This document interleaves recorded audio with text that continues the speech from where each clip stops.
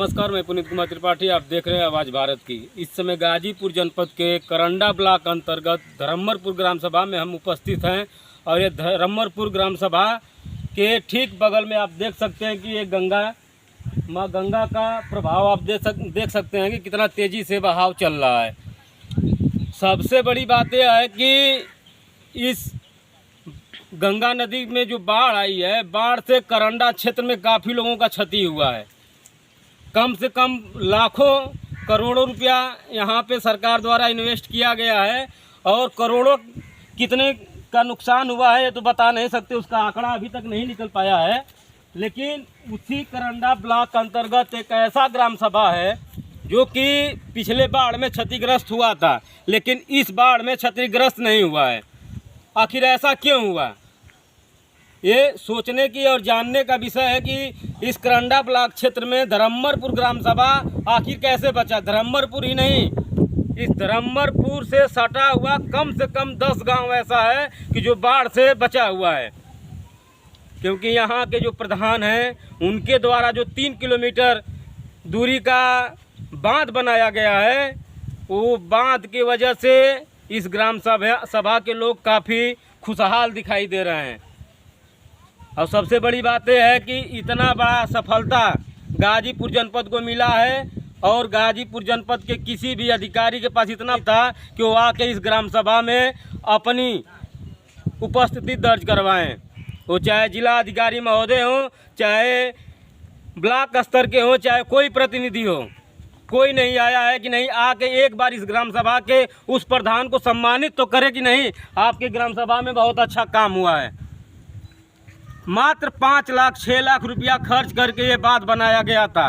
ये बांध बनाने से कम इस ग्राम सभा में करोड़ों की संपत्ति नुकसान होने से बची है। आइए हम यहाँ बात करते हैं, कुछ हमारे किसान भाई हैं उनसे हम बात करेंगे कि आखिर ये उपलब्धि इनको मिली कहाँ से। भैया आपका परिचय? लक्ष्मण सिंह यादव। आपके यहाँ बाढ़ नहीं आया है, इसका क्या रीज़न है? इसका रीज़न है प्रधान हमारे हैं। प्रधान जी हाँ, प्रधान जी रोक दिए बाढ़ को? हाँ रोक दिए। कैसे? बांध बंधवाए 3.5 किलोमीटर की दूरी पर। तो देख सकते हैं कि प्रधान जी द्वारा 3.5 किलोमीटर की दूरी का बांध बांधा गया है और इससे कितने का फायदा हुआ आपको? प्रश्न हमारा? हाँ अपना आप बताइए। हाँ, कई लाखों का फायदा हुआ। पशुओं का चारा का फायदा हुआ, साग सब्जी का फायदा हुआ। अच्छा, हर साल चला जाता ग्राम सभा पूरा डूब जाता था? पूरा डूब जाता था ग्राम सभा पूरा। इस बार ऐसा नहीं हुआ? इस बार ऐसा नहीं हुआ। हमें फायदा नहीं, सरकार को भी फायदा हुआ है। इसमें उसका राशन, तेल, माचिस और नमक बच गया, नाव का भाड़ा बच गया। भैया आपका नाम? द्वारिका यादव। इस बाढ़ से आपको कितना लाभ हुआ? इससे बाढ़ से बहुत बचत हुआ है, लेकिन थोड़ा हमारा नुकसान भी हुआ है। अच्छा, तो हर साल आपका नुकसान होता था? नहीं, हर साल नहीं होता था, अब इसी साल हुआ है। अच्छा हाँ। तो जैसा कि आप देख सकते हैं कि धरमरपुर ग्राम सभा में जो बांध बनाया गया था, इस बांध से काफ़ी लोगों को फायदा हुआ है। इस चीज़ को अभी तक ना कोई चैनल दिखाने के लिए आया, ना ही कोई शासन प्रशासन यहाँ पे आया कि नहीं इस चीज़ को हम दिखाएं कि हमको कितना लाभ मिला है। सबसे बड़ी बात यह है कि गवर्नमेंट को सबसे ज़्यादा फायदा हुआ है। यहाँ पे शासन प्रशासन आता, नाव लगती, लाखों रुपये का राशन पहुँचाया जाता। कम से कम इस करंडा ब्लॉक अंतर्गत जो धरमरपुर ग्राम सभा के सटे हुए 10 गांव हैं, यहाँ पे ये तो नहीं करना पड़ा। जिला अधिकारी महोदय, आप भी इस चीज़ को देखिए और ऐसे प्रधान जो धरमरपुर के वर्तमान प्रधान है, ऐसे प्रधानों को तो आपको बुला के सम्मान करना चाहिए।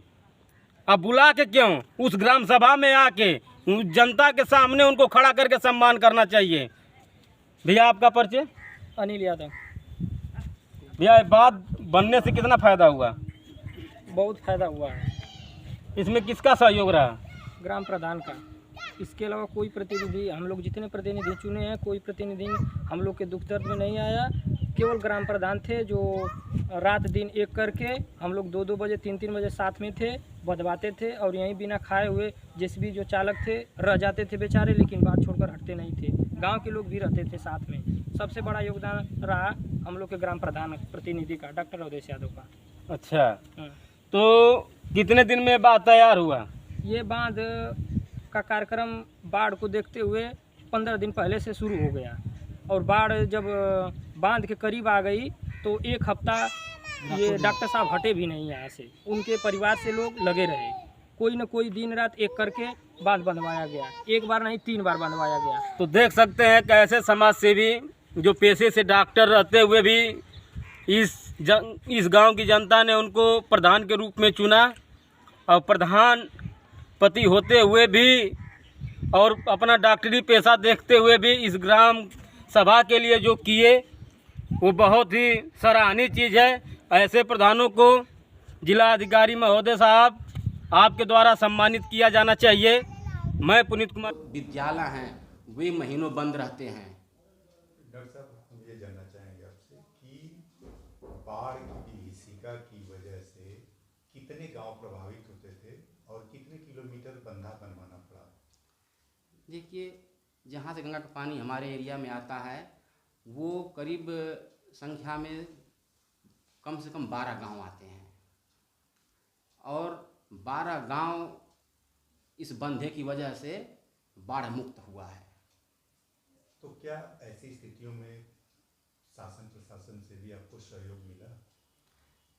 नहीं, शासन का कोई सहयोग नहीं मिला, जबकि हमारे यहाँ धरम्मरपुर में बाढ़ चौकी पहले से निर्धारित थी, क्योंकि अफसरानों को मतलब जो हमारे आला अधिकारी उनको पता है कि ये एरिया बाढ़ पीड़ित है और विगत वर्षों की तरह हर इस साल भी बाढ़ आएगी तो ये बाढ़ प्रभावित क्षेत्र होगा, लेकिन अधिकारी कोई अपने स्तर से मदद नहीं किए। वे बाढ़ को इंतजार कर रहे थे कि बाढ़ आएगी तो हम राशन पहुंचाएंगे, नाव चलवाएंगे, लेकिन हमारी मंशा ऐसी नहीं थी। हम सोच चुके थे कि इस समस्या से निजात पाना है तो जो हमारी क्षमता है, जो हम कर सकें, उसके हिसाब से हमने अपनी मेहनत का इस्तेमाल किया और अपने मुकाम में कामयाब हुए। डॉक्टर साहब, एक सड़क आपके गांव से होके जाती है जो कि जमानिया तहसील को जोड़ती है, हर साल बाढ़ से प्रभावित होती है। उस सड़क के बाबत प्रशासन से क्या कहना चाहेंगे, क्या अपील करेंगे अधिकारियों से?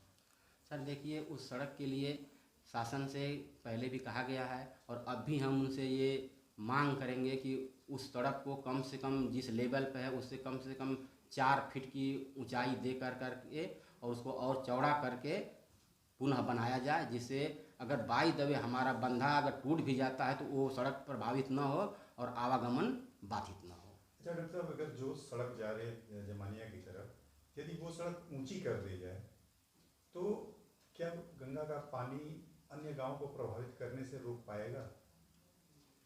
सर, उस सड़क से गंगा पानी को प्रभावित करने का कोई सवाल नहीं होता, सिर्फ आवागमन का फायदा हो सकता है। नहीं, क्या अगर वो सड़क बंधा के रूप में अगर बना दी जाए? अगर वो सड़क बंधे के रूप में बना दी जाए तो उस एरिया में आने वाले गांव बाढ़ से वंचित हो।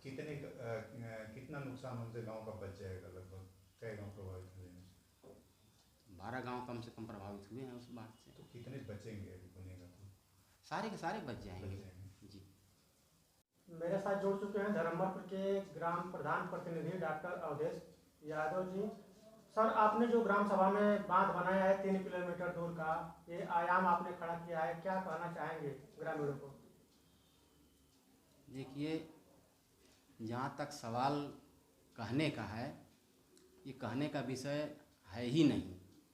जब तक मैंने होश संभाला है बाढ़ की विभीषिका झेलते चले आए हैं, और कहीं न कहीं मन में ये भ्रम पैदा रहता है, ये डर पैदा रहता है कि इस साल की बाढ़ तो चली गई लेकिन इसके बाद आने वाली बाढ़ कितनी बड़ी होगी। तो कहीं न कहीं हमारे मन में ये बहुत पहले से था कि अगर ऐसा कोई उपाय कर दिया जाए कि जिसकी वजह से हमारे ग्राम सभा और अन्य ग्राम सभाओं में जो आने वाला बाढ़ का पानी है रुक जाए, लेकिन अपने पास वैसा कोई पुरुषार्थ नहीं था, न तो करने का कोई अधिकार था। लेकिन पिछले वर्ष जब मैं ग्राम सभा का प्रतिनिधि चुना गया, तब से ही मेरे मन में ऐसी बात थी कि कहीं न कहीं बाढ़ के पानी को रोकने का उपाय करना चाहिए। लेकिन सोचते सोचते पिछले साल देर हो गई।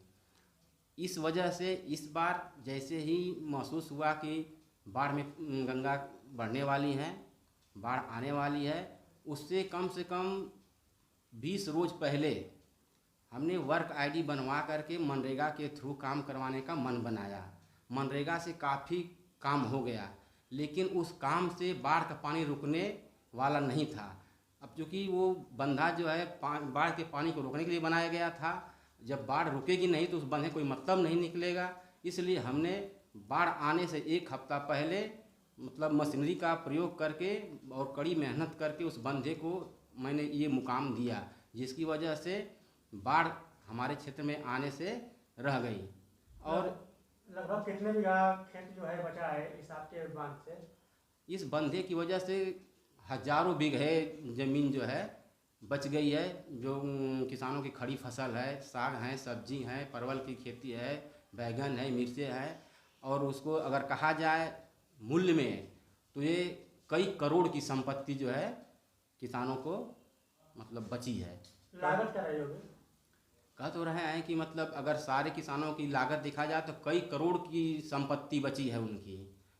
और इस बाढ़ की वजह से अगर संपत्ति की बात की जाए तो वो तो अलग है, लेकिन बाढ़ आने की वजह से जो दुश्वारियां झेलनी पड़ती हैं पब्लिक को, नाव का सहारा लेना पड़ता है, महीनों आवागमन बंद रहता है, उस एरिया में